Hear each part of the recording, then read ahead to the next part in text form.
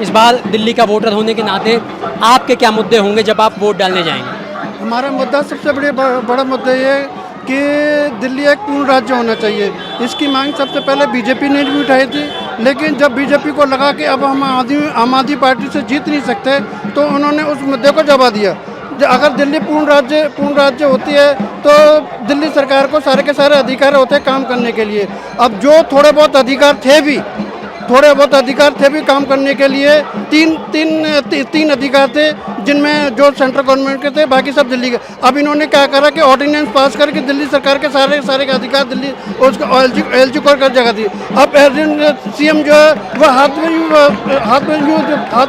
करे, वो न वो किसी की पोस्टिंग कर सकता है, न किसी का ट्रांसफर कर सकता है, न कोई काम सकता है। हर काम के लिए एलजी के पास जाओ साइन के लिए। एलजी साहब क्या करते हैं, उस फाइल को दबा के बैठ जाते हैं महीना। अब ये समझ लीजिए कि 800 से ज़्यादा फाइलों को 2.5-3 साल तक ये दबा के रखे। दिल्ली सरकार का सारा काम इन्होंने ठप कर दिया। हर चीज़ में अड़ंगा लगाना। कोई भी काम हो हम नहीं करते जी। आपके पानी पीना है क्या? अरे हमसे पूछिए जी, पानी पीना है कि नहीं पीना है। और जब पानी पूछने की बात पीने की नहीं जी, आप इनसे पानी पीने से, ये मटका आपका नहीं है जी। तो ये तो कोई बात नहीं भाई। हमने अपने मुख्यमंत्री को चुना है, दिल्ली की जनता ने 3 साल तक अपने मुख्यमंत्री ने, उनको अपने काम करने दीजिए। आप अपने काम कीजिए।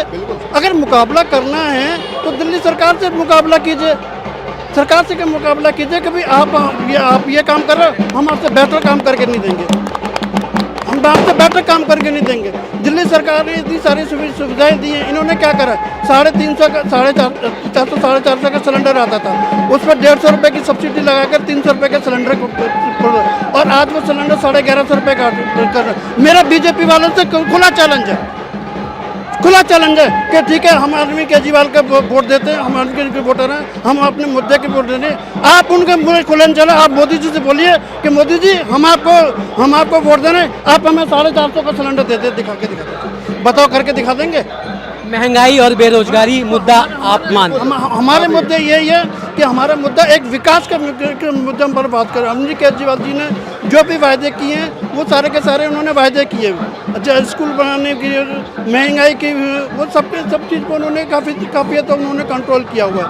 ठीक है, हमारे मुद्दे यही हैं। एक विकास, अगर दिल्ली पूर्ण राज्य बन जाती है तो दिल्ली सरकार के पास सारे के सारे काम अधिकार आ जाएंगे, वो अपने हिसाब से काम करेंगे। पार्टी के कार्यकर्ता हैं सरदार जी या फिर आम नागरिक हैं? आम आदमी का अभी हुए कार्यकर्ता, जब बीजेपी वाले बेइंसाफी कर रहे हैं।